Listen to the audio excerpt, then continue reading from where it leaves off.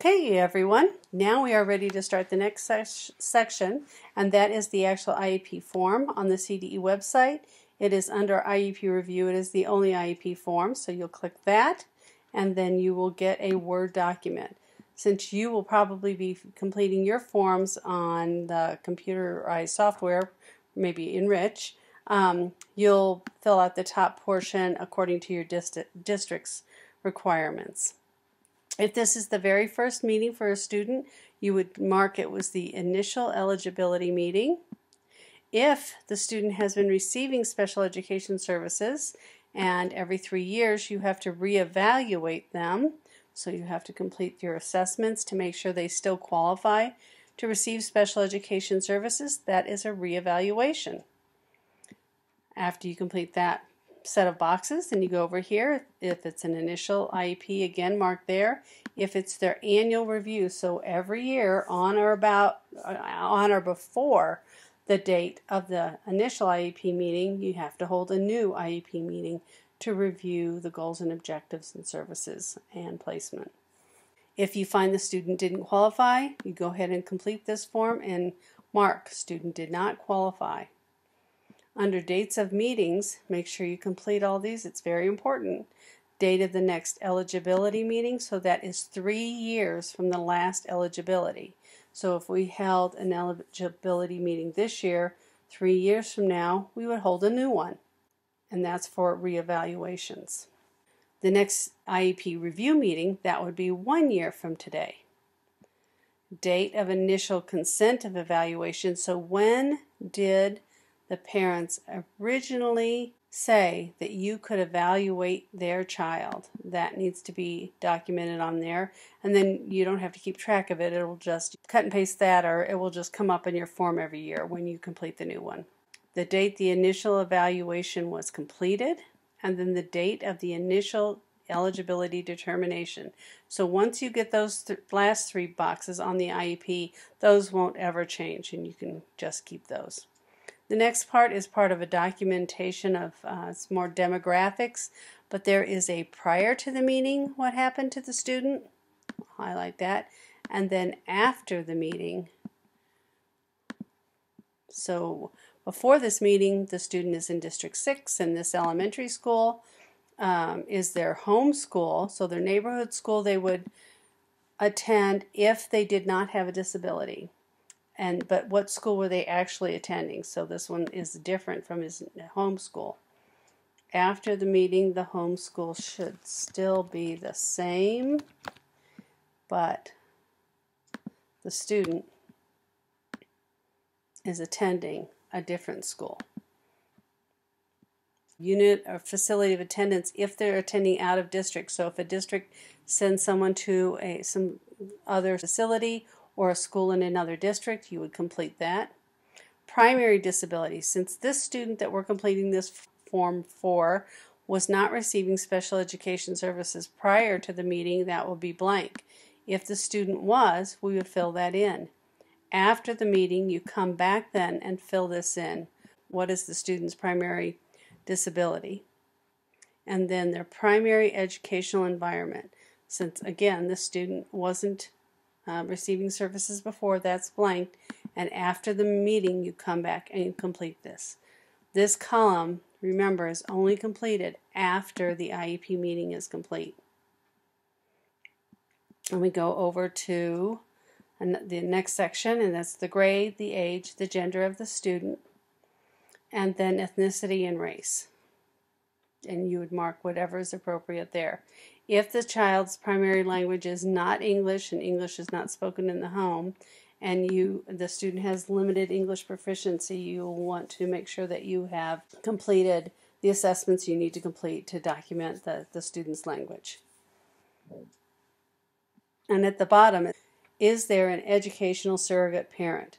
This space is for students whose parents have had their parental rights terminated. Your districts will have educational surrogate parents. If your students' parents' rights have been terminated and they have a guardian ad litem, that needs to be checked to make sure they also have educational decision making. A guardian ad litem does not automatically give them the right to make educational determinations. Often a person in the home, if they're in a foster home, and the foster parents can be educational surrogate parents, but they need to be appointed. So you can work with your district to make sure that you're following your guidelines for that. Next page is at the top. It's a place for the parents to sign to say that they've received those procedural safeguards we went over in the very beginning. People in the meeting, the student may be in the meeting. I encourage all students to attend, even for a few minutes, starting at the elementary level. Even if it's just for the student to say, these are the things I like to do, and these are the things that are hard for me. And for maybe the team to say, these are the things we think you should work on this next year. So even vary 5 to 10 minutes. If you can get the student to attend, I think that's very important so they understand what's going on. The student's parent or guardian, a special education director or designee. The special education teacher may sign for him or herself as well as the special education director or designee. However, everything you sign for needs to be implemented. So if there are any questions about software that costs money, paraprofessionals that need to be provided, whatever, you need to make sure that it has been approved by someone above you. So making sure that if you're going to sign it as the designee for the special education director, that you are aware of everything that's happening and you can approve it. If not, you can always stop an IEP meeting and say, I can't make this decision, we'll have to wait until I can get a special ed director or coordinator here. And then a general education teacher needs to be in attendance. Then anyone else can also be in attendance and have them sign that they attended. And explain to the parents that that is only saying that they've attended. It's not saying that they agree with the IEP. That's one good way to get this completed at the very beginning of the meeting so that the parents aren't saying, wait a minute, I'm not sure I agree. So at the very beginning you can say, this is just a matter of attendance. We'd like to document who is all here today. This first page then, that has a lot of information on it, is known as our PLAF. It is the present levels of academic achievement and functional performance. First one is the student's strengths, preference, and interest. What do they do well? What are they interested in? So I've listed some examples there that you can read. Talk with the student, meet with the student and their parents and find out what are the things they like to do. If they're 15 or older, make sure that you talk about what they want to do after high school too. What they're interested in doing when they get finished with school. The next area, present levels of educational performance summaries. You will take that evaluation form you filled out with all the evaluation information on it, all the scores and all that, and then you're going to put a summary on this page. It is only a summary. I wouldn't put scores, so I put things like reading scores are at the second grade level and comprehension and fluency, so just very basic. He does not know his phonemes and lacks skills and strategies for addressing new or novel words. So this can be a report from the assessment, but also just what you've gathered from the student's classroom. Like he functions well in class with assistance, he gets along with peers, he willingly accepts help. So things like that you want to talk about. The next box is for students 15 and older again, and that is when we're developing post-school goals. The next section are the students' needs and impact of disability.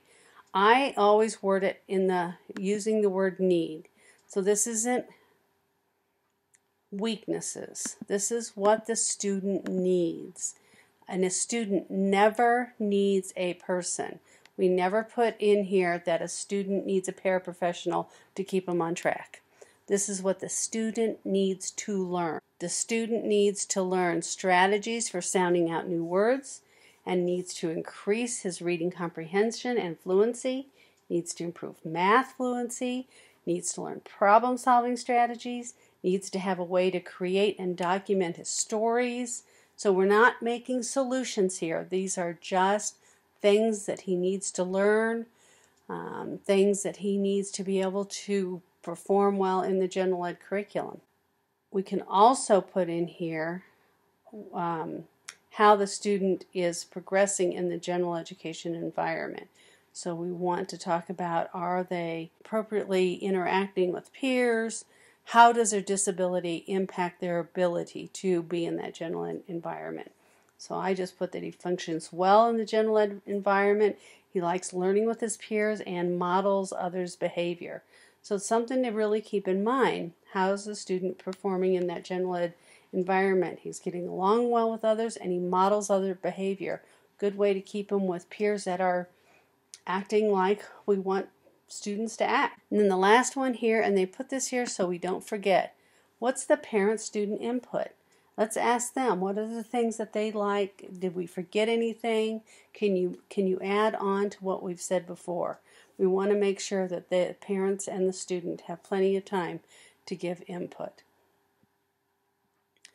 And then if the student, again, is 15 or greater, we need to develop their post-school goals. So education, training goals, employment goals, and independent living goals. There's a sheet that I've provided that says UNC goals page, and it talks about how to develop a goal. At the end of that, the last couple pages are specifically on measurable post-school goals. So take a look at that if you have a secondary student that you'll be writing post-school goals for. Then we have a page of special factors. If your student has a behavior plan, you mark that here, and then if yes, you complete the behavior plan form, attach it to the IEP. If the student is blind or visually impaired, you have to do a learning media plan. If the student is deaf or hard of hearing, complete a communication plan.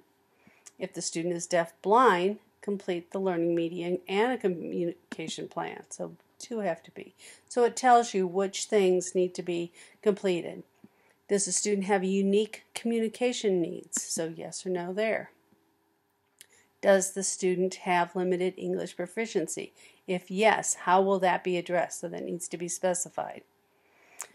Does the student need assistive technology devices or services? If they do, put yes. So I just put an example here. This student will say they have learning disabilities and they're going to need some kind of software to help them get speech to text. And so we said the student needed a way to document his stories, so we're going to use speech to text software to narrate written work. We might be thinking we're going to use Dragon Naturally Speaking, or you can use the assistive technology software that's built right into a computer now.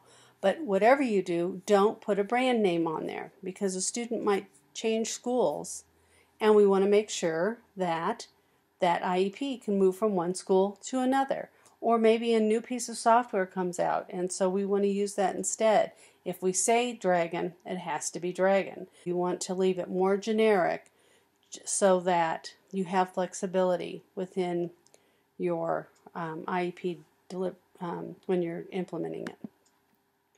Does the student require special transportation? This doesn't just mean does he ride the bus. This means if the student were to live 2 blocks from the school, would they still need transportation? So some students, absolutely, they would. Other students, they wouldn't. They would be able to walk. Well, is their disability such that they need special transportation? So think of that. If they live 2 blocks from the school, will we still be providing transportation? If they would, then put yes. And then the last one, does the student require a health care plan? So any student who has any kind of medical needs, you're going to have a health care plan. It's filled out by the physician. The school nurse will work with you on this. And if a child takes medication at school, it's a good thing to have. If a student has a seizure disorder, it's a good thing to have. Any student with any significant medical needs, they must have this. And again, the school nurse will help with this and make sure that everyone is trained if any training is needed. So now we're at post-secondary transition plan, and again, that UNC goals page will help you to be able to fill this out. It has all the examples on it on that page, so hopefully that will help you. And then from there we'll go to the annual goals and objectives, and that will be on the next video.